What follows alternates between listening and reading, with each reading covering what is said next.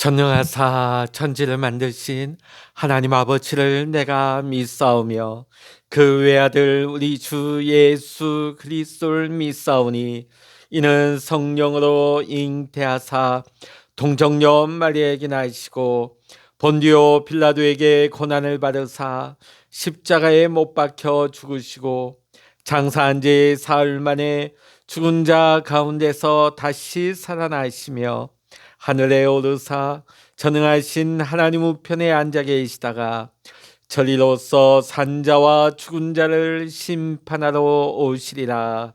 성령을 믿사오며 거룩한 공예와 성도가 서로 교통하는 것과 죄를 사하여 주시는 것과 몸이 다시 사는 것과 영원히 사는 것을 믿사옵나이다. 아멘. 찬송가 70장입니다. 찬송 70장입니다. 피난처 있으니 환난을 당한 자 이리 오라. 땅들이 변하고 물결이 일어나 산 위에 넘치되 두렵잖네. 이방이 떠들고 나라들 모여서 진동하나. 우리 주 목소리 한 번만 말하면 천하의 모든 것 망하겠네. 만유주 하나님 우리를 도우니 피난처요. 세상의 난리를 그치게 하시니 세상의 장엄이 쓸데없네. 높으신 하나님 우리를 구하니 할렐루야. 괴로움이 심하고 환난이 극하나 피난처 되시는 주 하나님. 아멘. 이 시간 우리에게 주시는 하나님의 말씀 신약 성서 로마서 2장 17절부터 마지막 절 29절까지입니다. 신약 성서 241면 로마서 2장 17절로부터 29절까지입니다. 같이 읽겠습니다. 유대인이라 불리는 내가 율법을 의지하며 하나님을 자랑하며 율법의 교훈을 받아 하나님의 뜻을 알고 지극히 선한 것을 분간하며 맹인의 길을 인도하는 자요 어둠에 있는 자의 빛이요 율법에 있는 지식과 진리의 모본을 가진 자로서 어리석은 자의 교사요 어린아이의 선생이라고 스스로 믿으니 그러면 다른 사람을 가르치는 내가 내 자신은 가르치지 아니하느냐. 도둑질하지 말라 선포하는 내가 도둑질하느냐. 간음하지 말라 말하는 내가 간음하느냐. 우상을 가증히 여기는 내가 신전 물건을 도둑질하느냐. 율법을 자랑하는 내가 율법을 범함으로 하나님을 욕되게 하느냐. 기록된 바와 같이 하나님의 이름이 너희 때문에 이방인 중에서 모독을 받는도다. 내가 율법을 행하면 할례가 유익하나 만일 율법을 범하면 내 할례는 무할례가 되느니라. 그런즉 무할례자가 율법의 규례를 지키면 그 무할례를 할례와 같이 여길 것이 아니냐. 또한 본래 무할례자가 율법을 온전히 지키면 율법 조문과 할례를 가지고 율법을 범하는 너를 정죄하지 아니하겠느냐. 무릇 표면적 유대인이 유대인이 아니요 표면적 육신의 할례가 아니니라. 오직 이면적 유대인이 유대인이며 할례는 마음에 할지니 영에 있고 율법 조문에 있지 아니한 것이라. 그 칭찬이 사람에게서가 아니요 다만 하나님에게서니라. 아멘. 할렐루야. 오늘 이 아침에도 함께 기도하시는 우리 사랑하는 모든 믿음의 성도님들과 여러분의 가정과 여러분의 기도 위에 오늘도 하나님의 크신 은혜와 평강의 축복이 또한 기도 응답의 축복이 함께 하시기를 이 시간 주의 이름으로 간절히 축원합니다. 우리는 지난 시간 로마서 2장 1절 이하의 말씀을 통해서 내가 누군가를 판단한 것은 잘못된 것이라는 것을 보았습니다. 내가 판단하는 그 판단함으로 인하여서 오히려 그 판단이 내게 돌아올 수가 있는 것입니다. 남을 판단하는 것이 곧 나를 정죄하는 것이요 하나님의 심판대 앞에 내가 서게 된다는 것을 우리는 명심해야 된다고 우리는 어제 말씀을 통해 보았습니다. 여러분 할례를 아시지요? 유대인 남자 아이가 태어나면 그 남자 아이의 성기의 표피를 잘라냅니다. 유대인들은 지금도 그 할례 의식을 행하고 있습니다. 낳은 지 8일 만에 정확하게 할례 의식을 행하지요.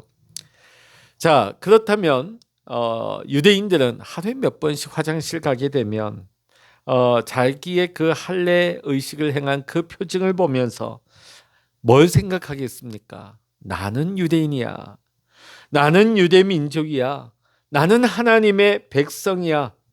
그런 긍지와 자부심을 매일같이 확인하고 그 자부심을 가지게 되겠죠. 그런 긍지와 자부심이 있기 때문에 2000년 동안 세계에 흩어져 있다가 다시금 이스라엘을 세울 수 있었던 이유도 바로 거기 있었던 것입니다. 나는 유대인이야. 나는 유대 민족이야. 나는 하나님의 백성이야. 이것을 2000년 동안 그들은 잃어버리질 않은 것입니다. 자, 이런 긍정적인 면도 있지만 거기에 대한 굉장한 폐해도 없지 않아 많습니다. 자, 이들은 이 할례 의식을 통하여서 지나친 특권 의식, 지나친 우월감 때문에 그것을 가지고 남을 멸시하기 시작했습니다. 유대 민족이 아닌 다른 이방인들은 한마디로 사람 취급을 하지 않습니다. 심지어 어떤 말까지 하느냐? 이방인은 지역의 땔감으로나 필요한 존재들이다. 이방인들은 지역의 땔감으로나 필요한 존재들이다. 사람 취급을 안 하는 거죠. 지금도 마찬가지예요. 유대인 외에는 다른 민족을 인정하지 않습니다. 여기에 문제가 있는 거예요. 오늘 본문 17절, 18절의 말씀 같이 읽어보겠습니다. 유대인이라 불리는 내가 율법을 의지하며 하나님을 자랑하며 율법의 교훈을 받아 하나님의 뜻을 알고 지극히 선한 것을 분간하며. 유대인들은 지금까지 율법을 가지고 살았습니다. 또 하나님을 자랑하는 민족이지요. 그들은 율법의 교훈을 받고 하나님의 뜻을 알아 선한 것을 분별할 수 있는 지혜를 가지고 있는 사람들입니다. 또 19절 이하에 보니까 그들은 스스로를 가리켜 이렇게 여깁니다. 맹인의 길을 인도하는 자, 어둠에 있는 자의 빛, 어리석은 자의 교사, 어린아이의 선생. 자, 여기 나오는 이방인들이 맹인이겠죠. 맹인은 앞을 볼 수 없습니다. 자, 그러니까 세계 모든 민족을 인도할 수 있는 사람은 유대인이라는 거예요. 유대 민족은 교사가 되어서 어린 아이와 같은 어리석은 이방인을 말씀으로 이끌 책임이 그들에게 있다는 것입니다. 그들은 자신들을 교사라고 자부했습니다. 이방 민족에 비하면 자신들은 하나님의 율법을 가졌고 하나님의 말씀을 배웠으며 그들은 그 말씀을 가르칠 수 있는 교사의 자격을 가지고 있는 특별한 민족이라고 하는 자부심을 가지고 있습니다. 자, 물론 여기까지는 좋습니다. 그러나 그들에게는 모순이 있었습니다. 21절의 말씀 함께 읽습니다. 그러면 다른 사람을 가르치는 내가 내 자신은 가르치지 아니하느냐? 도둑질하지 말라 선포하는 내가 도둑질하느냐? 자, 이 말이 무슨 말입니까? 다른 사람은 율법을 가르친다고 하면서 왜 너 자신에게는 그 율법을 가르치지 않느냐?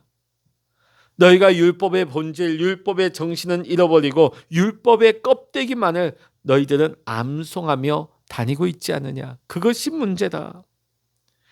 도둑질 하지 말라고 하면서 너희들이 도둑질하며, 간음하지 말라 하면서 너희들이 간음하고, 우상 숭배하지 말라 해놓고서는 너희들이 우상 숭배하고 있다고 지금 사도 바울은 유대인들을 향하여 책망하고 있습니다. 오히려 율법을 자랑하는 너희들이 율법을 범함으로 하나님을 욕되게 하느냐? 하나님을 찬양해야 될 민족이 오히려 하나님의 영광을 가리고 있느냐? 오늘 사도 바울의 책망은 비단 그 옛날 유대인들만을 향한 책망은 아닐 것입니다. 어찌 보면 어떤 의미에서 먼저 믿은 우리 그리스도인들도 오늘 이 유대인들과 같을 수가 있습니다. 하나님께 영광을 돌려야 할 우리들이 오히려 하나님의 영광을 가리우고 있지는 않습니까? 오늘 유대인들의 모습이 어떠합니까? 그들은 죄를 짓고 있습니다. 죄를 알면서도 죄를 짓고 있습니다.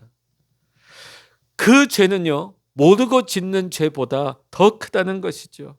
그럼 왜 그들은 죄를 아느냐? 율법을 알기 때문에 율법을 통해서 그들은 죄를 알고 있습니다. 그럼에도 불구하고 그들은 죄를 지으니까 결국은 율법도 범하고 있는 것이죠. 유대인만의 문제가 아닙니다. 오늘 저와 여러분에게 있어서도 이 문제는 심각합니다.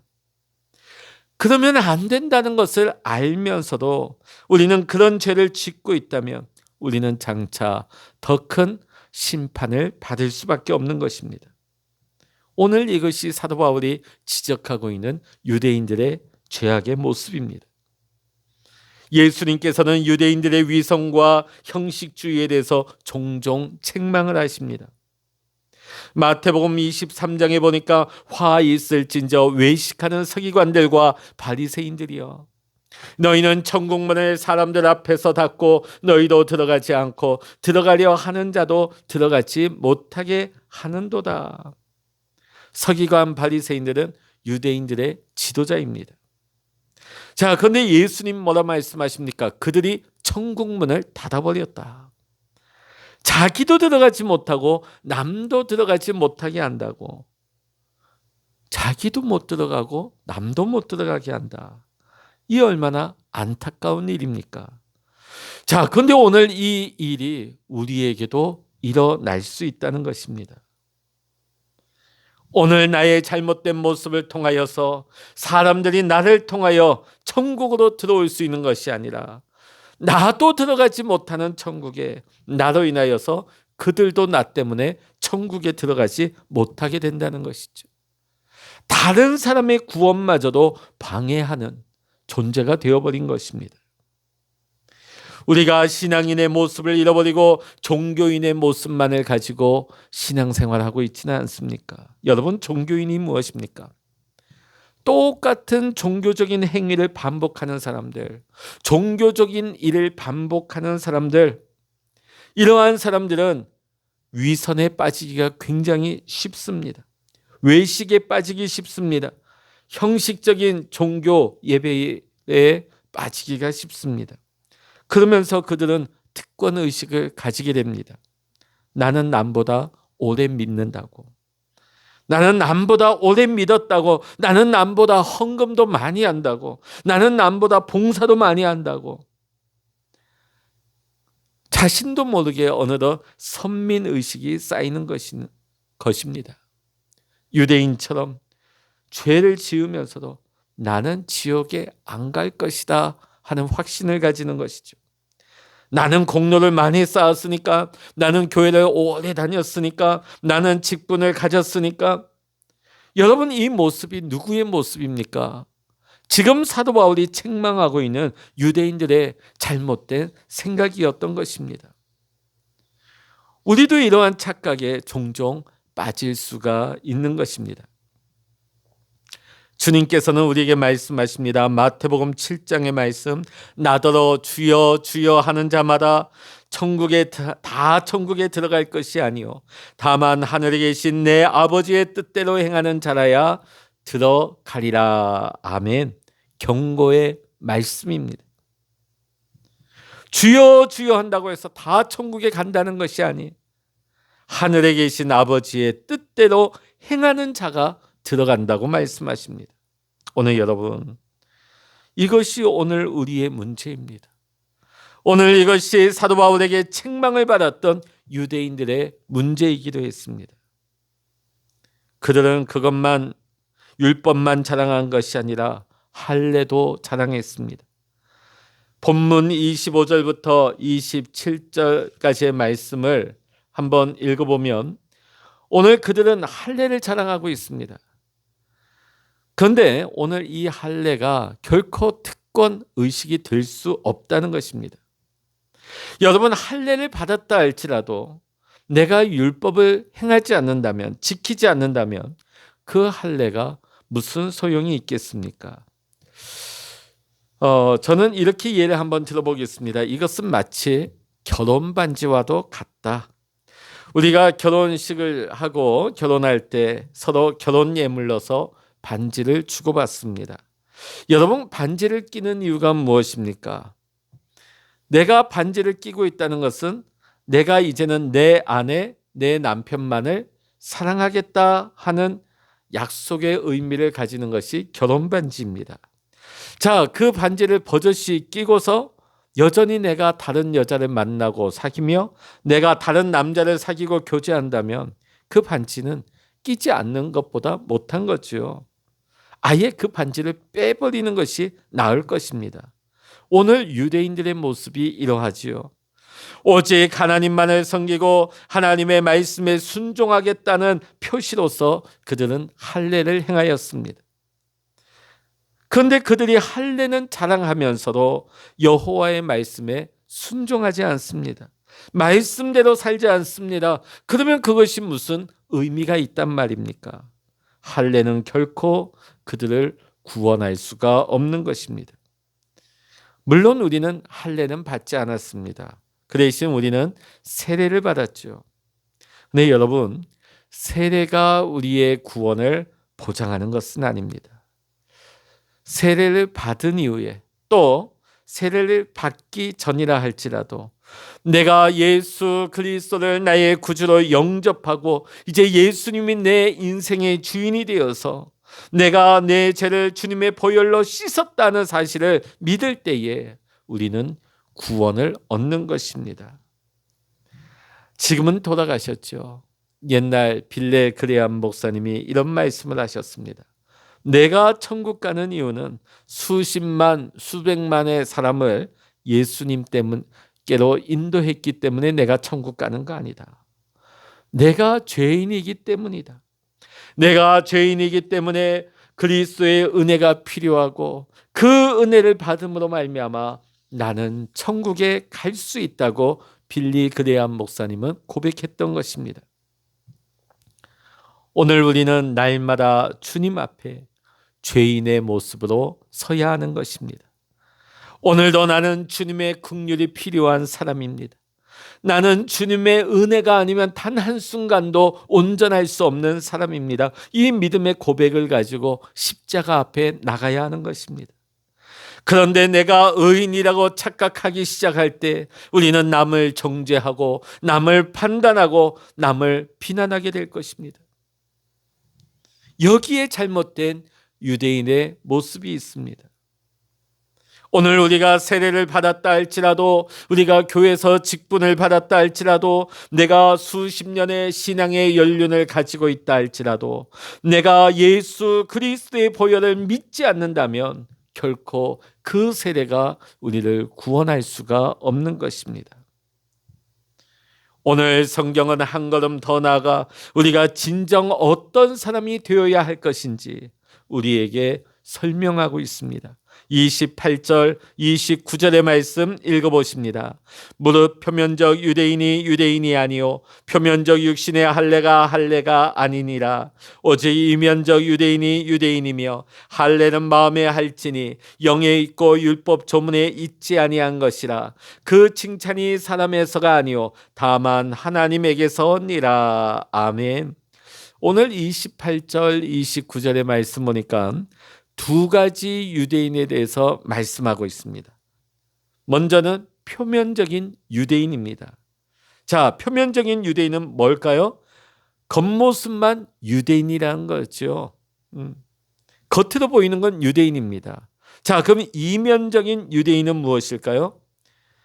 유대인답게 살아가는 사람, 하나님의 말씀에 순종하며 살아가는 사람을 오늘 사도 바울은 이면적인 유대인, 내면적 유대인이라고 말하고 있는 것입니다. 여러분, 겉보다 속이 중요합니다. 왜냐하면 우리 하나님은 우리의 중심을 보시는 하나님이시기 때문입니다. 사람들은 겉모습을 봅니다. 그 겉모습에 속아 넘어갑니다. 그러나 우리 하나님은 겉모습을 보시지 않습니다. 우리가 외형을 아무리 그럴싸하게 치장하고 꾸미고 행세를 한다 할지라도 우리 하나님은 거기에 속지 않으십니다. 우리 하나님은 우리의 중심을 보시는 하나님이십니다. 오늘 여러분, 우리는 어떤 그리스도인입니까? 겉사람만 그리스도인 행세를 하고 있습니까? 아니면 진정 내 속사람이 진정 그리스도의 삶을 살아가고 있습니까? 여러분, 육체의 할례가 진정한 할례가 아닌 것입니다. 참된 할례가 무엇입니까? 내 마음의 가죽을 베어내는 것입니다. 내 마음의 가죽을 베어낸다는 것은 내 마음의 정욕을 베어내는 것입니다. 내가 거듭나서 성령의 인도하심을 받는 삶이 바로 내면적인 유대인, 이면적 유대인의 모습인 것입니다. 오늘 내면적 유대인, 이면적 유대인의 모습은 율법을 존중하고 하나님의 말씀을 지켜 행하는 것입니다. 우리가 어떻게 하면 정말 하나님의 말씀에 순종하며 내면적인 변화의 삶을 살아갈 수 있겠습니까? 간단합니다, 여러분. 그것은 바로 내가 죽어야 합니다. 따라해 보실까요? 내가 죽어야 합니다. 여러분, 죽지 않으면 내가 변하지 않습니다. 죽지 않으면 여전히 껍데기 유대인으로, 껍데기만 그리스도인으로 우리는 여전히 살아갈 수밖에 없습니다. 그러면 우리가 어떻게 하면 죽을 수 있을까요? 갈라디아서 2장 20절의 말씀입니다. 내가 그리스도와 함께 십자가에 못 박혔나니 그런즉 이제는 내가 사는 것이 아니요 오직 내 안에 그리스도께서 사시는 것이라. 여러분 안에 누가 살아계십니까? 그리스도가 살아계십니까? 아니면 내가 여전히 살아서 활개치고 있습니까? 내가 나를 주관하고 내가 나를 지배한다면 나는 여전히 표면적인 그리스도인, 껍데기만 그리스도인입니다. 왜냐하면 진정한 그리스도인이라면 내 자아가 죽어야 하기 때문이죠. 여러분, 그리스도가 나를 지배하고 나를 다스리고 나를 통치하셔야만 합니다.